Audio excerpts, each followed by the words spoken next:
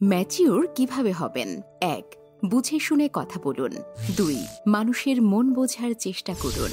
৩. ভুল করলে ভুল স্বীকার করুন। ৪. আবেগের ঊর্ধ্বে ওঠার চেষ্টা করুন।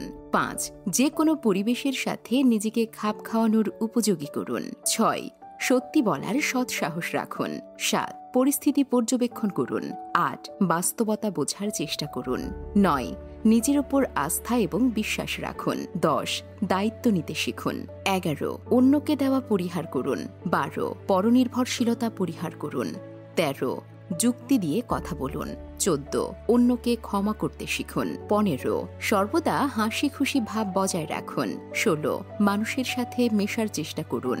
১৭. অতিরিক্ত লজ্জাবোধ থাকলে তা পরিহার করুন। ১৮. প্রতিহিংসা পরায়ণ হবেন না। ১৯. প্রচুর পড়াশোনা করুন। আপনি কি জানেন আপনাকে ইগনোর কেন করা হয়? শুনুন, আপনি সবাইকে আপন ভাবেন এবং আপনার মনের ভাবগুলোকে তাদের সঙ্গে বেশি বলেন। এতে তাদের কাছে আপনার ভ্যালু কমে যায় আর আপনাকে তারা ইগনোর করে। আপনাকে একবার কেউ ডাকলে আপনি দৌড়াতে দৌড়াতে চলে যান।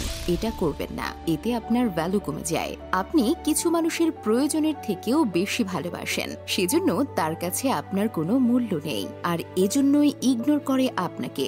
আপনি প্রচুর পরিমাণে এবং মন খুলে কথা বলেন, সেজন্য আপনাকে সমাজ মূল্য দেয় না। অন্যকে বোকা বানাতে শিখুন। বাকিদের এটা দেখান আপনার জীবনে কোনো লক্ষ্য নেই।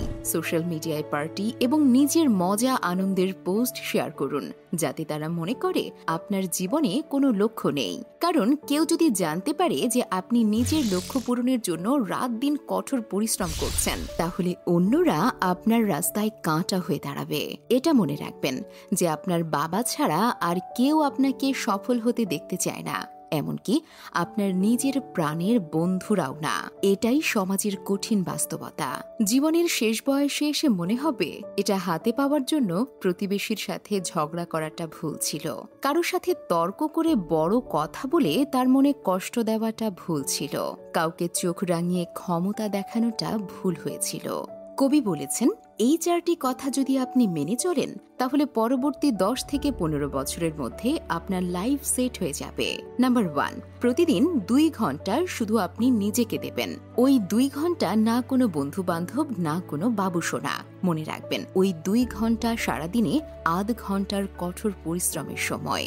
নাম্বার 2, মানুষের সঙ্গে তর্ক করে সময় নষ্ট করবেন না।